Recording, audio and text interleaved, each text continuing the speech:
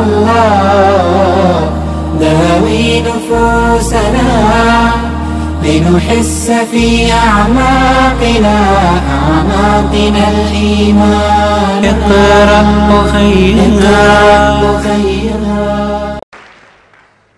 Now I would request our volunteers to give opportunity to any non-Muslim brothers and guests we have here at our mics to give them a preference and opportunity, and then our other brothers.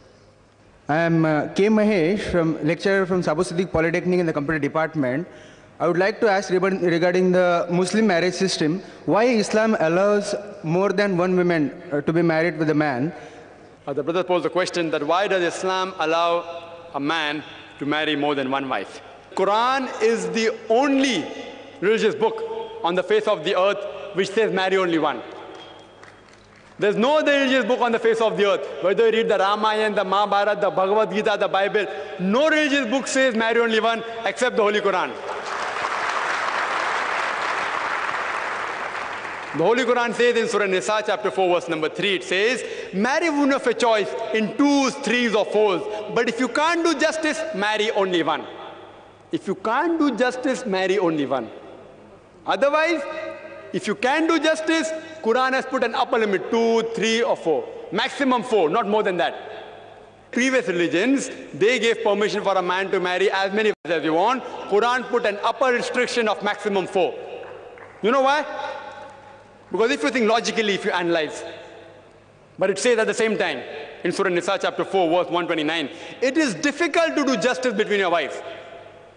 It's difficult. Therefore, do not turn away from them altogether. Marrying more than one wife, you don't get more sawab.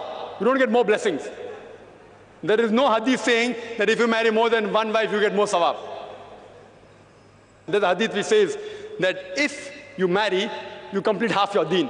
So somebody asked me a question at the time, does it mean if I marry twice, I complete my full deen? No, marriage takes you away from promiscuity, from fornication, therefore it is fard. But whether you marry one or two, yet you're only completing half your deen.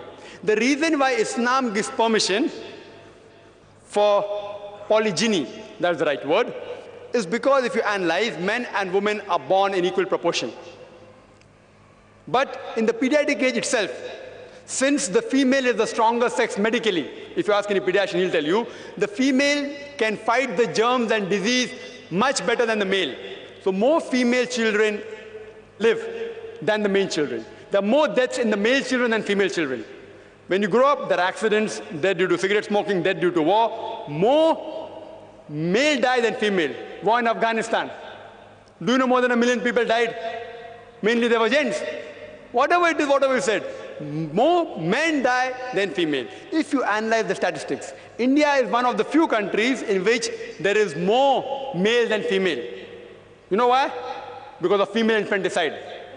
Every day, 3,000 fetuses are being aborted when they identified that they are females. More than 1 million aborted every year in India on being identified they are female.